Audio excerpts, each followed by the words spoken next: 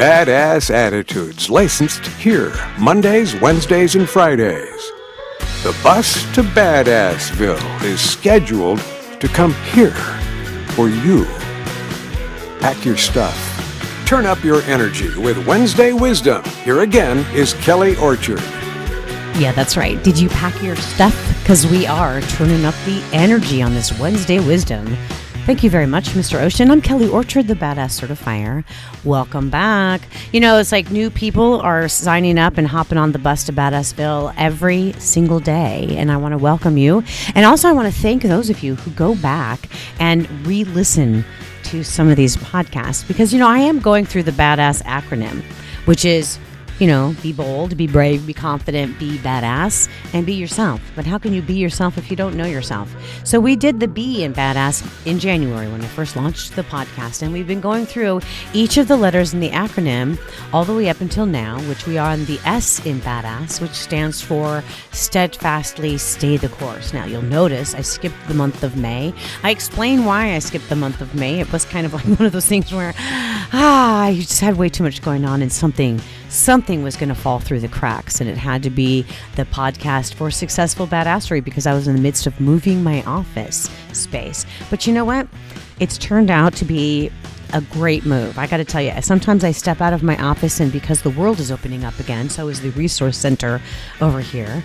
So when I first moved in, it was still pretty quiet because people weren't coming to meetings because nothing was really being scheduled yet.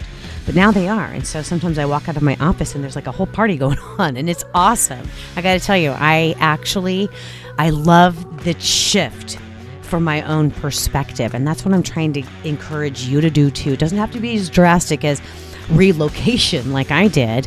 But, you know, I tell the story as to why I had to relocate my office space too. So anyway, for this Wednesday Wisdom, I do have some great skills and drills for you as we cover the S in badass as badass and certified badass as one podcast at a time. You know, we are getting social again. The world has opened up again. And so, but the thing is that one of the things I'm noticing is that the post-pandemic friendships, these socializing, where we need to kind of flex those muscles again and kind of, you know, fix them. And I found an article for you that was, you know, really quite interesting. So I'm just going to share the article with you, and I'm going to keep the link from this article in the podcast notes, so that if you want to link to it, you can, and see where I got it from. So, but it's the Science of People, and it's called Post-Pandemic Friendships, and it is part of Stay the Course, because now we all have a whole new perspective. Our lives have been upended and derailed, and now we're trying to get back into, you know, what we can conceive as a normal life for ourselves, you know. And so there's something really weird about the social distancing rules now that they're lessening. You're starting to see new people, and maybe it's really difficult. You know, it's like, so here's the article. It's like, I too, well, I don't have this problem. I've forgotten how to start a conversation. Is that you? It's like maybe you've forgotten how to hold a conversation, or maybe you've forgotten how to exit a conversation without sounding awkward. You know, we can spend so much time at our homes that we forget how to go outside even. And it's really important for you to know that you're totally not alone in this. So just remember, we have to kind of rebuild these muscles again. So be kind to yourself and be gentle. You know, you wouldn't expect to take a year off from your daily running, you know, and all of a sudden start running a marathon. Now, would you? So as you get back to start socializing, take it slow. It's okay. You know, the pandemic has wiped out so many categories of friendships, hasn't it? I know that I, too, as an adult, you know, have a hard time maintaining friendships with other adult friends who also have busy lives. And, you know, we do our best. So, you know, so I used to have, these casual friends, like they were friends of friends, or people I'd see at work parties or at work functions, or people you'd bump into around town. You know, you don't see them anymore. So the casual friendships have been completely wiped out. But this is a fresh start, and I love this. It's an opportunity for a friendship fresh start. I will say I'm making new friends here in my new office space. So as you start to consider different things, different events, different functions that you might want to get yourself involved in, I talk about this with lots of my clients all of the time. It doesn't always have to be business networking. Maybe you just need a club of other people that do things that you enjoy doing. I don't care if it's underwater basket weaving or it's gardening or it's painting or an exercise class. It doesn't always have to be networking or business related. So, a fresh start is when you mentally wipe away the past history in favor of a new, current, and future circumstances. Doesn't that sound great? Well, that is part of the Badass program now, isn't it? So that's what we're talking about here is this fresh start, getting out post-pandemic and start seeing some friends again. It's like in a study, researchers looked at professional baseball players to see how they would perform after a fresh start. And do baseball players get fresh starts in their career? Well, yeah, it turns out baseball players actually get to start fresh on their batting averages, the number of balls hit at the total number of times they batted, whenever they get traded to a new team. It's a complete reset, ground zero. So after analyzing baseball players' batting averages after their fresh start, researchers found two things.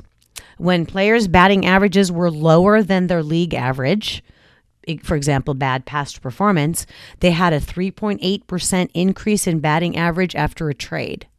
That's interesting. Players performing above average had a 5% decrease after a trade. So in other words, fresh starts work if you have had a bad past experience. So what's great for all of us awkward, recovering pandemic people is that we all get a fresh start. So we get down to the nitty gritty now. All right. So choose when you're going to start to either network or get back out there, your fresh start. It's a landmark date. It could be, hey, Monday. People are most likely to accomplish their goals if they start on the first day of their work week. Now, New Year's, I don't really like New Year's resolutions, but you can say that this is like the beginning of a fresh new year. It's the beginning of summer. You could say the beginning of month, starting on the first of the month is a great way. Or maybe your birthday's coming up. When are you going to start? When are you going to choose the date that you're going to start? I always love asking my clients that. And then remember the blank slate, okay? As you move out into the world, think of it as you've got one more choice. You're more motivated. And the world seems ripe with new opportunities. I see this every day in my new office space. Every day is possibly different for me. It's a complete change of mindset. It's like, so when you do these things, it's like, what do you want? I ask clients this all the time. What do you want to have? You want more friendships who do things that you like to do, or friendships who will teach you something new? What is it? What about, you want to spend time with people who, I would say, enjoy the same things I like to enjoy. And I wish I knew more people who. So make a list and let's get that blank slate started. Some of the things I always encourage people to do, volunteering is a great way for you to make new friends, feel like you have a sense of purpose, and learn something new. And often people think of volunteering as something you wouldn't want to do. Like, who wants to do that if I'm not, it's a lot of work. But I don't know. Friends of you who are out there who don't have school-age children anymore, and how do you make new friends now? Usually when we made friends when we were parents raising our children, or you as you're raising your children now, you may look at, I got plenty of friends. Why do you have plenty of friends? Probably because your children's friends' parents are your friends. And once your kids are grown and they're out of the house and you have this empty nest syndrome, well, then maybe your family has moved on, whatever it is, and you've got to figure out a way to make new friends. Volunteering is a great way to make new friends. It's a great way to get yourself back out there. And I promise you, a lot of these organizations are also getting a fresh start and in need of new volunteers. Trust me, I know.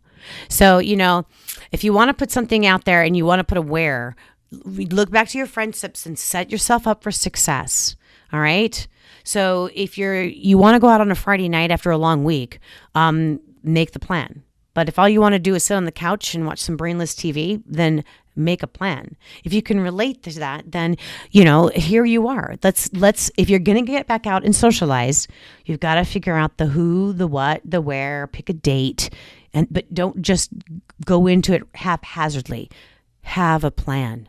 All right. Set yourself up for success. And that's what I want to encourage you to do as you stay the course. We're staying the course, aren't we? But yet we're also kind of moving on. Rebuild your social muscle. All right. Get out there. Now, part of that also means that we need to reduce a little bit of a stress, and that's going to be stressful.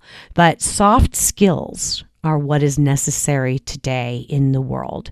Now, what's the difference between soft skills and hard skills? Now, in the workplace, hard skills are the things that you've developed, like whether you're bilingual or multilingual, or maybe you know about database management, or maybe network security, or network mining, or all these other things, or maybe perhaps you're really good in sales and you have those hard skills for sales, or whatever it is, your organizational skills. Those are your hard skills.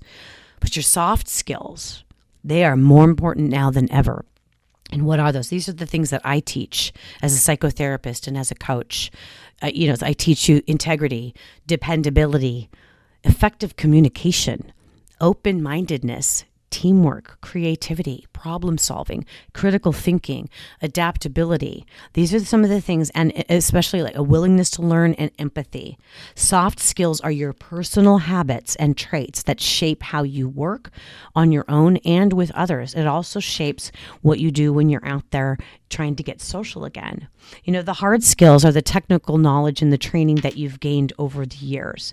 So what's the difference between the hard skills and the soft skills? A lot. The soft skills are the ones that are going to keep you there and give you that opportunity to really be an example, to really make an impact, to really be something that your company or your friendships desire and need. And so that's one of the things that, in order to stay the course, as you continue with your badass journey, picking up some new skills is really helpful. And I teach this all the time. Skills and drills for certified badasses.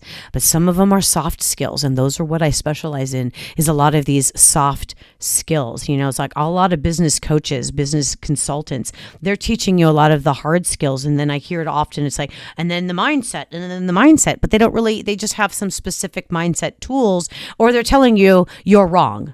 Or they're and it's I've been through some of those business coaching programs, trust me, where I'm the client. Because of course, a coach to be a good coach must be willing to be coached. And I have done that kind of coaching myself and found that they really high pressure me. And I don't play well like that with high pressure.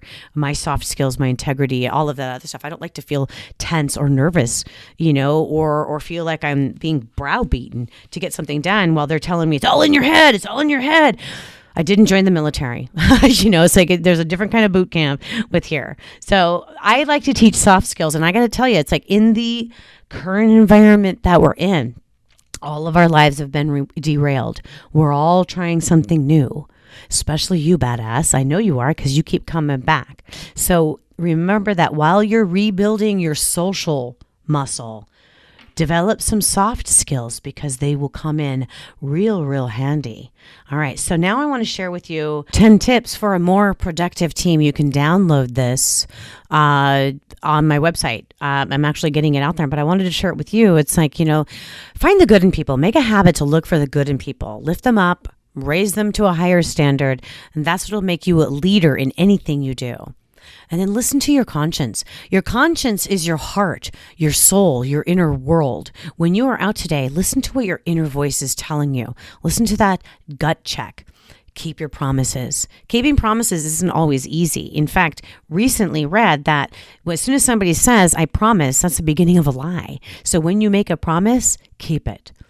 And then pay good deeds forward. If someone does something nice for you, do something nice for somebody else, especially if it's a stranger. Paying good deeds will have multiple benefits in your professional and your personal life.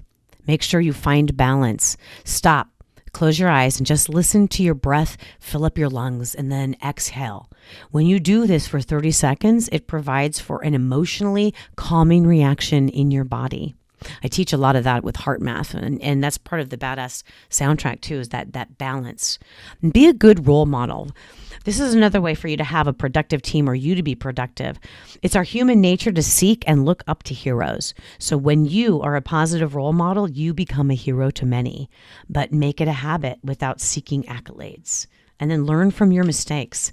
Haven't we all made them? I know I do. I make them daily, and I'm sure you do too. I don't beat myself up over it, though. I look at my mistakes as an opportunity to grow. And then as we continue, it's like to break out of your comfort zone. You've got to make a habit of breaking out of your comfort zone every day. Small steps are key. Make sure you do that. You know, more than 60 million people in the United States suffer from mental illness. That's 1 in 4 people. It's probably much more now. But what happens is that it creates job stress. The employers lose more than $200 billion each year in absenteeism, tardiness, burnout, lower productivity, high turnover, workers' compensation, and medical insurance costs. You got to stop the insanity. The right tools matter. And part of it is reducing the stress in your life. So as we get out into the world again, post-pandemic, I'm going to be teaching you more tools to keep your stress under control while we stay the course and continue to live a successfully badass life. So remember, I've got tools to keep you productive. We've talked about the soft skills that you need to develop, and that's like the empathy, compassion, understanding, communication skills. Start developing those. And just remember that how stress affects your body. A little bit of lesson from heart math again. You know, when you understand the mechanics of stress, it gives you the advantage of being more aware of and sensitive to your own level of stress and knowing when and how to take proactive steps. So this increased awareness also helps you to better take care of your family, your friends, and your colleagues. So I know that getting back out there in the world may be causing you a little bit of anxiety and stress. So here's a few stress facts that I'd like to share with you that you may not be aware of. Your body doesn't care if it's big stress or a little stress. The human body doesn't discriminate between big stress or little one. Regardless of the significance, stress affects the body in predictable ways. A typical stress reaction, which most of us experience dozens of times each day, begins with a cascade of 1,400 biochemical events in your body. If these reactions are left unchecked, we age prematurely, our cognitive function is impaired, our energy is drained, and we are robbed of our effectiveness and clarity. Stress can make smart people do stupid things. Remember that stress causes what brain researchers call cortical inhibition. You can also become numb to your stress. I'm just reviewing things that I've been sharing with you all along, and I want to continue to remind you how important it is to manage and handle your stress. So remember, the best way to handle it is that the very moment you feel it come up, start dealing with it. Heart math has shown that your emotions change your heart rhythm patterns. Okay, so that's what heart math research shows. Positive emotions create coherent heart rhythms, which look like rolling hills. It's smooth and ordered pattern. In contrast, negative emotions create chaotic, erratic patterns. I know I said erotic. I'm going to leave that in there. That's kind of funny. But yeah, we'll talk about that later. But it causes erratic patterns, and that's what happens when your heart rhythms change in real time as you shift from stressful emotions like anger and anxiety to positive feelings like care and appreciation. So remember, those soft skills that we've talked about will help change the coherence and the heart rhythm of your heart, which is also working in reducing your stress. It all plays well together. So when I give you one tip and one skill and other drills, what we're working on is the whole concept of living a successfully badass life. It doesn't mean that absolutely everything in your life is always going great. No, that's not what it means to be living a badass life. It means that you implement these tools and you're improving upon it every single day. It's not hard work. It just takes an awareness. That's all. All right, so that's it for Wednesday Wisdom today. We did cover a lot of stuff today. We covered skills and drills. In fact, I gave you the ideas of some soft skills as you continue to steadfastly stay the course. Yeah, we're getting social again, so you got to rebuild that social muscle. Had a little bit of tips for you there. And then tips for a productive team, which is basically out of my Badass Habits ebook. That's just, I gave you a few of them. You can get a document that you can print up and send out to people if you want to. Basically, I'm kind of giving that away. You can find it on my social media. I'm going to put the link in the podcast notes along with the 2 articles that I kind of brought up. And, don't forget, you can stay in the slow lane with just this podcast, or you can amplify with my program to get into fast lane of being licensed to be badass. You can grab my Apple a Day books. You can join the badass, or grab the Apple a Day or the Badass Habits ebook. There's so much stuff that I've got going for you, and I'm really thrilled. And pretty soon I'm going to be starting a merchandise store, because the License to Be Badass logo and brand is going to be flying off the shelves pretty soon, because I did trademark it, and I'm going to have some coffee cups and baseball caps and t-shirts and who knows, whatever you want. You tell me, we'll get it for you, because I am a certified badass, and I want you to be representing the fact that you are too. And it's fun. I have a sticker on my car on the Mustang, and I noticed people looking at the sticker and kind of like admiring it, and I'm giving them away all the time. You want a sticker? All you got to do is just get my Badass Habits ebook, give me your address, and I'll send it to you. It's that simple. So that's it for Wednesday Wisdom on this beautiful day. You guys have a wonderful day, and I'll see you again for Fruitful Friday. Grab your Badass Habits ebook. Get started on your badass journey. Go to licensed2bebadass.com. Friday again, we turn up the energy. Tune in and tune up. Be bold, be brave, be confident, be badass.